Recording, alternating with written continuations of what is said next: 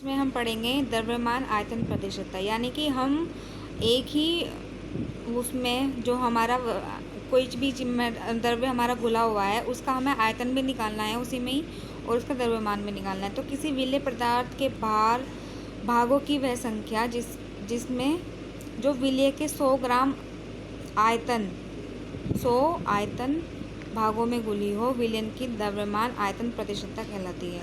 अब इसका फॉर्मूला हो जाएगा विलेय पदार्थ का द्रव्यमान ग्राम में, द्रव्यमान क्योंकि हम ग्राम में निकालते हैं, और विलयन का आयतन ml में, यानी कि मिलीलीटर मल्टीप्लाई 100।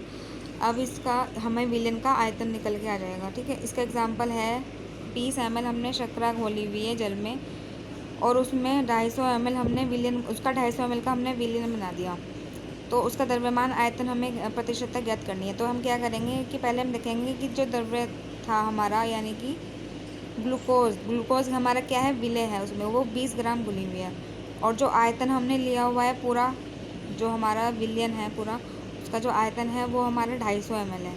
तो आयतन प्रतिशतता निकालने के लिए क्या करेंगे, विलेय का भार अपॉन विलयन का मतलब कि विलयन का मतलब विलेय प्लस विलायक दोनों का 250 मल्टीप्लाई 100, तो हमारा 8% निकल के आ जाएगा ये। ठीक है, ऐसे ही हम इसमें निकालेंगे मोल अंश। इसका जो डेफिनेशन है वो है एक मिश्रण में किसी अवयव का मोल अंश उस अवयव के मोल और मिश्रण के उपस्थित कुल मोलों की संख्या के अनुपात को कहते हैं। इसे सामान्यतः x से प्रदर्शित करते हैं। इसमें हम क्या करेंगे, इसको x से प्रदर्शित करेंगे, ज़्यादा डिफरेंस नहीं है। अवयव के मोलों की संख्या मतलब कि ये बीकर हमने कुछ लिया हुआ है द्रव्य, उसमें जो मान लिया ये हमारा NaCl हमने मिलाया, NaCl। अब NaCl के जो मोल्स हैं, नंबर ऑफ मोल, मान लिया हमने 1 मोल Na मिलाया था, 1 मोल हमने Cl मिलाया था, तो 1 मोल Na की कितनी संख्या है इसमें, 1 मोल Cl की कितनी संख्या है उसके बारे में बताना है, अपॉन मिश्रण में कुल मोलों की संख्या, फिर हम दोनों को ज्वाइन कर लेंगे। समझ में आ गया।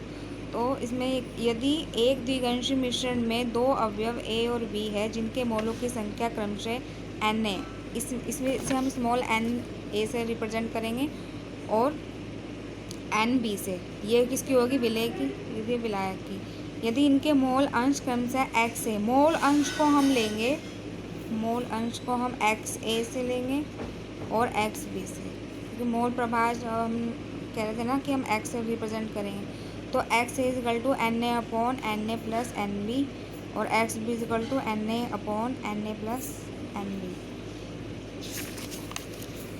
इसमें आ जाएगा आगे अवयव A के मोलों की संख्या equal to WA upon MA equal to Na, और अवयव B के मोलों की संख्या वो फॉर्मूला लगा के हम यहाँ पे लिख देंगे।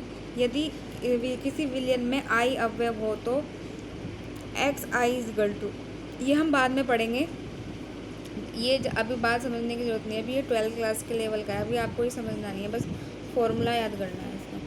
NI upon Na plus N2 plus N3, आपका अनंत कुछ भी हो सकता है, तो फॉर्मूला निकल के जाएगा NI साइन NI।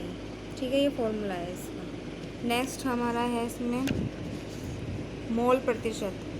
मोल प्रतिशत है यदि मोल अंश को 100 से गुणा किया जाए तो मोल प्रतिशत ज्ञात हो जाता है। अब मोल प्रतिशत मतलब कि जो हमारा मोल अंश निकल के आएगा उसी ही हम मल्टीप्लाई कर देंगे 100 से, तो हमारा मोल प्रतिशत निकल के आ जाएगा। ये इसका फॉर्मूला है। ठीक है।